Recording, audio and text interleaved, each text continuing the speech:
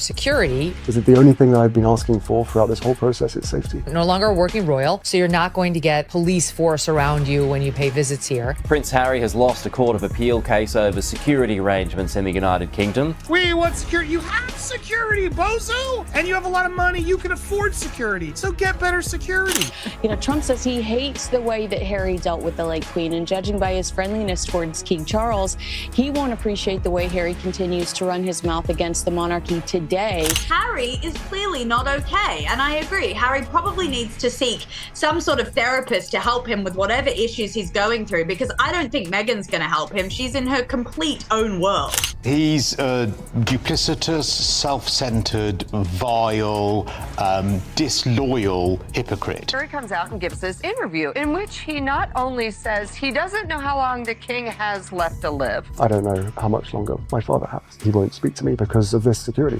You're in America now, and we don't give a shit about you. You're not our fucking prince. Which the royal family was like, hey, let's not talk about the king's mortality because you don't know, specifically because the king has refused to speak to you since February 2024. Now that is over a year ago.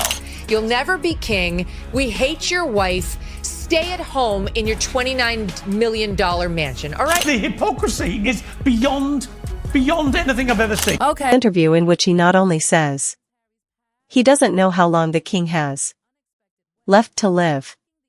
I don't know how much longer my father has. He won't speak to me because of this security.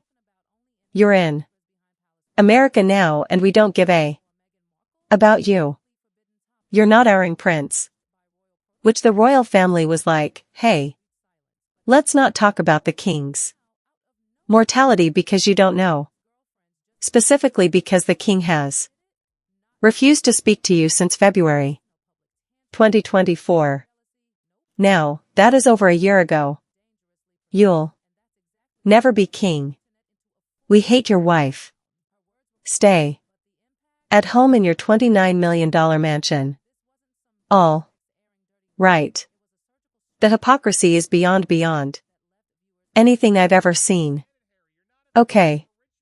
Hold on to your royalty because Prince Harry's past just came roaring back in the most unexpected way, and it's shaking the entire palace to its core. Prince Harry's love life, oh honey, it's always been a fortress. Carefully guarded, sealed tighter than a royal vault, and spoken about only in hush whispers. Behind palace walls. His romances before Meghan Markle practically forbidden. Topics either hushed by royal protocol or buried under a mountain of discreet silence. But not anymore, because now, out of nowhere, one of Harry's ex-girlfriends just broke her silence. And the way she did it, not what anyone saw coming. No mess, no public tantrums. No jabs or jealousy. Nope. She came out calm, composed, and dangerously precise. And that's exactly why it sent the internet into a fool and meltdown. Her words were quiet, but the impact, boom. A sonic boom. This wasn't some bitter ex airing dirty laundry. It was a surgical strike, a carefully aimed message that left viewers blinking in disbelief. You don't get it, Harry. You're not a victim. You're a rich man who can pay for his own security. If you are really concerned about security, to your point, why are you going to Colombia? Why are you going to Nigeria? Everyone expected fire, bitterness, maybe some regrets or a bit of emotional chaos. But instead, what we got was stillness measured. Strategic silence wrapped in a perfectly balanced statement that had layers and layers. And let's be real, she didn't drop names. She didn't throw daggers. But every single word, oh, it was loaded. Analysts, fans, even the press are obsessively dissecting her every sentence. Because, darling, this didn't feel like an accident. This felt planned, choreographed, like a quiet warning shot in a war that hasn't fully begun. She didn't drag Harry. She didn't shame him, but she did question the man he's become.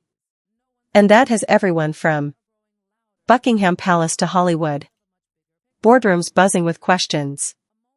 Because for years, Harry has owned the narrative. The orphaned son, the royal rebel, the husband who chose love over legacy. But now, someone who knew the real Harry, the pre-Mexit, pre-Netflix, pre-Spare Harry, is telling her truth. And maybe, just maybe, everything we've been fed about his journey isn't the full picture. Americans feel like Prince Harry is an emotional con artist who fabricates and exaggerates hardships to exploit compassion. But wait, it gets wilder. This isn't just fans reacting. Oh no. The timing of this absolute dynamite. Been desperately trying to connect with his father and brother through old friends and retired courtiers. Neither have taken the bait. Earthquake. Parliament is literally debating whether to strip Harry of his royal titles. And suddenly, boom, here comes this composed little bombshell from the past. She's not just a ghost of Harry's love life anymore. She might be the first domino in a full-blown royal unraveling. Now, everyone's asking the same question. Why? Now? Because her tone wasn't angry, it wasn't desperate, it was too perfect. Too rehearsed. That kind of calm, it's usually a signal that she knows way more than she's letting on. She praised Harry's charm, yes, but she hinted he might still be trapped in the royal machinery. She empathized with his past, but warned that maybe, just maybe, he's been running from it, not healing it. And Meghan, oh, sweetie, she wasn't mentioned once. And that is the loudest silence of all, because when you leave out a name that big, you're not avoiding drama. You're making a statement, a veiled critique. And whether you see it as a classy defense or a quiet takedown, it was a move. A big one. And the timing. Impeccable. Charles, if Prince William, Kate, anyone talks to him, it's just more content for the next book or Netflix series. Let's be real. This interview didn't land in the middle of a Vanity Fair puff piece. It dropped right when British lawmakers are openly questioning if Harry even deserves his HRH or Duke of Sussex status. Coincidence? Please. No one's buying that. The whispers are growing louder. That this ex's reveal is part of a much bigger picture. A movement, a reckoning. A moment where those who once knew Harry are stepping into the light and saying, that's not the Harry we remember. Maybe it's revenge. Maybe it's redemption. Or maybe it's about snatching the narrative back from the Hollywood glossed chaos that followed Spare. And let's talk impact. Because even though her words were delivered with a soft touch, they hit like a wrecking ball.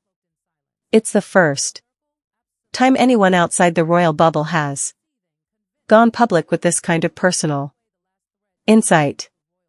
And people are not brushing it off because Meghan Markle's name might not have been said, but her shadow was everywhere. Every syllable, every pause, every glance, it felt like a needle pointed straight at her. Harry's ex. Talked about love that morphs into sacrifice, about losing yourself in the glare of someone else's spotlight, and that line that when someone trades identity for rebellion, they rarely understand the true cost until it's too. God, that hat. Oh, God. He's so hot. Look at him. Isn't Prince Harry? She bagged a fox.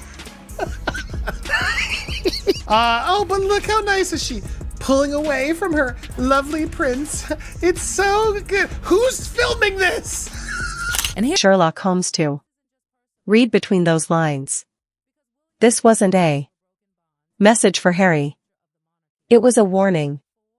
About Meghan, not villainizing her, but painting her as the turning point, the force that maybe dragged Harry into a world he wasn't ready to survive in.